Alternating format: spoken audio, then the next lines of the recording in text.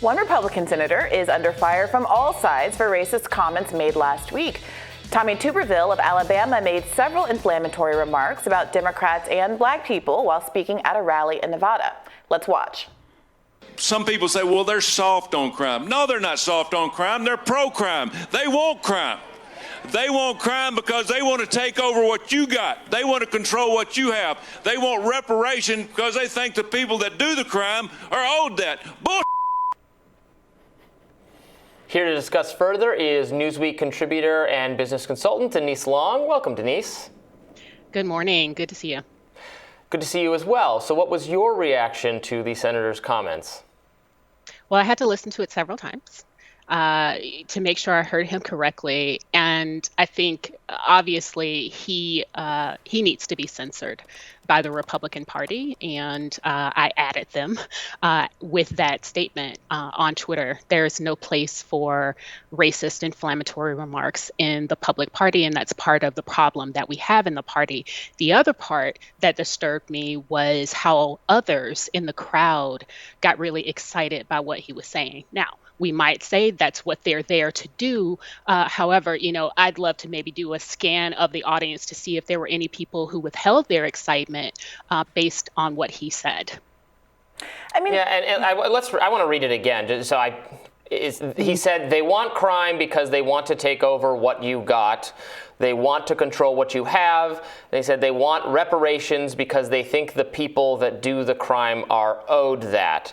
So the they goes from, I guess the they is just Democrats starting out. Oh yeah, the plausible deniability of the they. Well, no, but they want reparations because they think the people that do the crime are owed that. So because reparations are usually discussed in a racial context, the implication there, the people who do the crime are black people. I think that's the problematic and indeed racially insensitive aspect of the comments, right? I agree with you that he was probably referring to Democrats. However, when he was talking about the people who do the crime, right, given the narrative in the Republican Party about, this, 13% of population and 50% of the crime statistic that they keep citing, which we can definitely challenge that, considering FBI crime statistics, the underreporting that not all precincts actually report crime. They selectively do so for obvious reasons, why people wouldn't want to report crime in certain locales.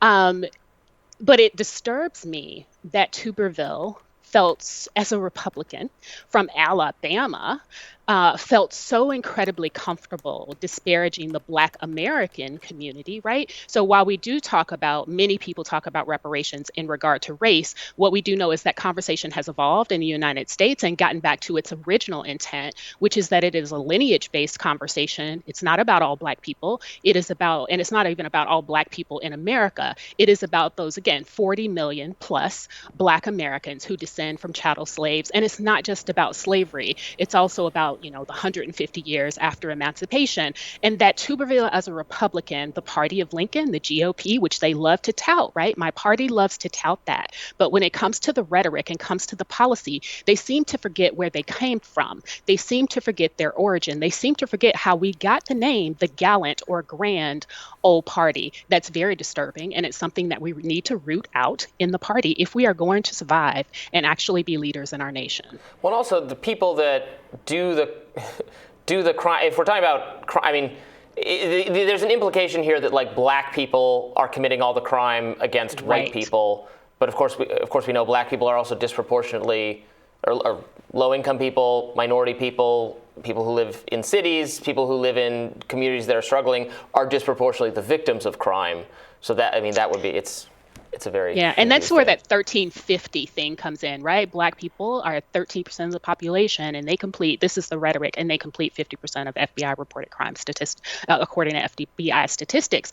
What we do not do, though, right? If we're going to marry this idea of Black race-based crime to reparations, it's an argument that loses its integrity on its face, because reparations in the United States is for a specific group of families. What we need to do in terms of crime reporting in in general, we need to also delineate the data about who the people are who are committing the crimes. Are those people American citizens, and to what extent? What is their lineage? And are those people illegal immigrants, and from where? So that we can look at what is really driving the crime in the United States. And if there are ways, for example, the crimes that you've seen against Asians in New York, many of those people who committed egregious crimes were not Black American descendants of slaves. They were people from African nations. And I'm not throwing Africa on the bus, it's just a reality. But what happens is the tensions in those places between races and ethnicities bring themselves here. People carry their history and those tensions with them, and they play out in our nation. And we think that it's just the color of the person that is really the indicator, but we need to dig deeper into that by delineating on multiple levels. I want to take a big step back, because so much of this language that was used at this rally and other places in the GOP are so incredibly divisive and frankly kind of disrespectful of the populations that are living within the states that these people presume to want to have control over as legislators, to be responsible for the people living under their jurisdiction, to have their lives in the hands of the people who are in these states. Alabama is over 25% Black. I think it's 27% Black. So 1 out of 4 of the human beings that live in this state are being told that in the eyes of their legislator, they love crime, they want more crime, they are inherently criminal, they want to do crimes. And it strikes me as deeply sad, especially when you compare the frustration that I think many Republicans rightly had with being characterized as other, a deplorable, et cetera, because of their like of Trump.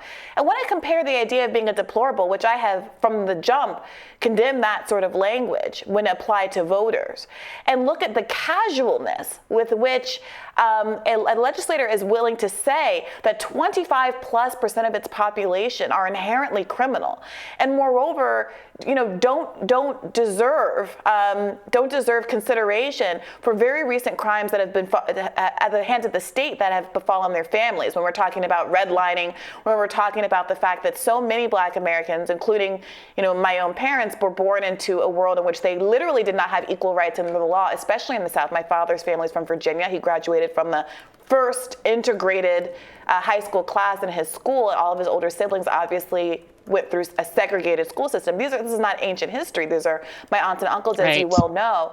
I mean, what do you make of the inconsistency there between calls for unity and the fact that unity seems not to include Black Americans, who are 25% of the population in a state like Alabama? Yeah, Bree, that's an amazing point. When we look at the southeastern United States, what was the Confederacy, we know that a very large percentage of the overall Black population in America still resides there, still resides in the land that was fought over to maintain slavery and white supremacy. If you don't like that language, read their constitutions. They said it, not me. And so here's a couple things that I see are happening. One, I see in the Republican Party, while there may be calls for unity from some, especially when it becomes election time, what we see is the people who get the mic, the people who are the loudest, the people who are sent out to rally the base are the people who spout this very, I'm going to call it racist and pre-Civil War, pre-civil rights, Bull Connor type language. And we have to resolve that contradiction if we're going to have integrity as a party, and if we're ever actually going to unite our country in a way where we can move forward in unity and actually make the poetry on paper a reality in 2022 and beyond. Well, Denise, thank you so much for joining us today. Thank you. Glad to be here. And we'll have more Rising right after this.